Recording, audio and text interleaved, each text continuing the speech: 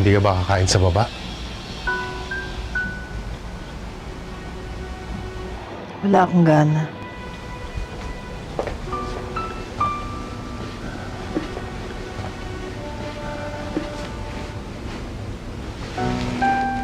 Laura, hindi ko sinabi sa'yo na pinuntahan ko si Ivy dahil ayoko magdamdam ka. I was just trying to protect you. I want to make sure na hindi ka na niya sasaktan. Yun naman talaga ang dahilan kung bakit pinuntahan mo siya. Eh, yun lang. Yun lang talaga. Lahat ng ginagawa ko para sa'yo. Dahil mahal kita, Laura. At hindi ko kakayanin na mapahamak ka.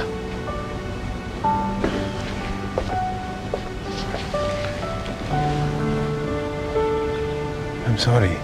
Hindi na mauulit. Wala na akong itatago sa'yo, lalo na pagdating kay Ivy. Ha? I'm sorry.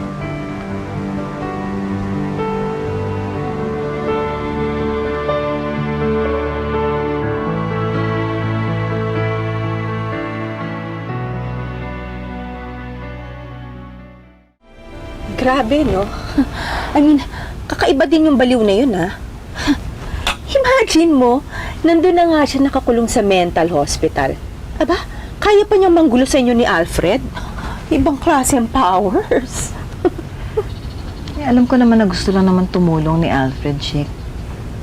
Kaya lang ba't kailangan puntahan niya pa doon? Eh, nakuha tuloy na landi-landiin siya ng Ivy na yun para maawa si Alfred.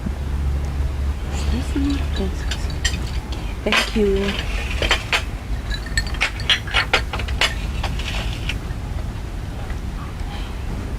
Pero Mars, hindi ba? Ang sabi naman ni Alfred, hindi niya na ulit gagawin yun, hindi niya napupuntahan ulit si Ivy. At saka isa pa, di ba sinabi rin naman niya na lahat naman ng ginagawa niya, ginagawa niya para sa proteksyon mo. Ewan ko. Parang kinakabahan na ako eh. Kung nagawa ni Alfred na magtago sa akin, paano pa ako magtitiwala sa kanya na hindi niya pwedeng ulitin uli yun? Lalo pa ngayon na sa isang beses pa lang na pagdalaw niya, nakuha niya ng maawa kay Ivy. Mars, sabihin mo nga sa akin, natatakot ka ba? Natatakot ka ba na baka bumaliktad si Alfred? Hindi matanggal sa isip ko na baka agawin na naman niya sa akin si Alfred eh.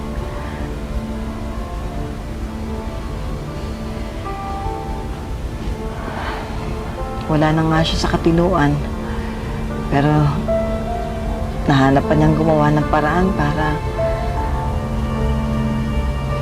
guluhin ang buhay ko.